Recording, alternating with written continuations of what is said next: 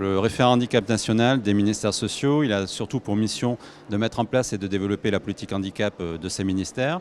Nous avons pour cela conventionné avec le FIPHFP une convention triennale 2022-2024 auquel du coup oblige une mise en place d'un plan d'action.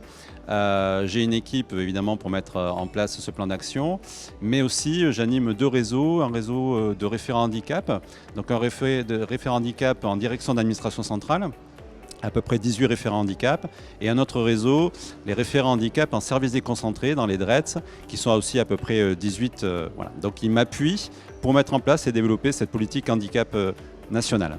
Je ne vais pas revenir sur ce que l'on connaît très bien, c'est-à-dire la place du référent qui peut être différente, notamment avec les dernières lois, l'article du Code général de la fonction publique, mais on va surtout là parler, je pense aujourd'hui, du référent de proximité.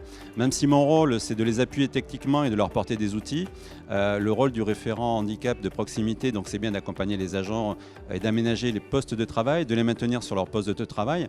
Mais si aujourd'hui la thématique, c'est le handicap psychique, à mon sens, en fait, c'est une thématique qui doit être traitée comme les autres, avec quelques particularités. Mais c'est vrai que la différence, ces référents handicap ne sont pas formés souvent au handicap psychique. Donc il faut les former, il faut mettre en place des formations. Donc c'est nous ce que l'on met en place au sein des ministères sociaux pour justement qu'ils soient en capacité d'accompagner ces agents et surtout d'accompagner les chefs de service et les collectifs de travail. Donc on va former ces référents handicap à cette thématique, mais pas que. Il faut aussi s'arrêter sur l'autre équipe pluridisciplinaire, que ce soit par exemple, j'ose le dire, les médecins du travail, les assistantes sociales, enfin voilà, un certain nombre d'acteurs qu'il faut aussi former à ce handicap, qui est souvent d'ailleurs un peu traité par le collectif de travail comme handicap particulier. Il est peut-être en partie, mais à cause de cela, souvent, on ne forme pas les agents, les collectifs et les acteurs surtout à ce sujet, à cette thématique. C'est un sujet d'actualité depuis déjà quelques années.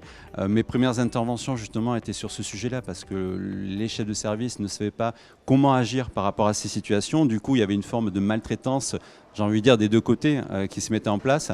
Et de fait, de commencer à apporter des solutions et montrer qu'on peut justement maintenir des personnes qui sont en situation de handicap psychique aux emplois, motive les collectifs de travail et entraîne une certaine dynamique. Alors évidemment, c'est pas simple. Il y a tout un travail de sensibilisation du collectif que l'on doit mettre en place, mais qui met, comme toute politique de handicap, au moins 2, 3, 4 ans à se mettre en place. Mais ça va nous aider, ça va aider au moins les acteurs à intervenir et à être écoutés des collectifs de travail.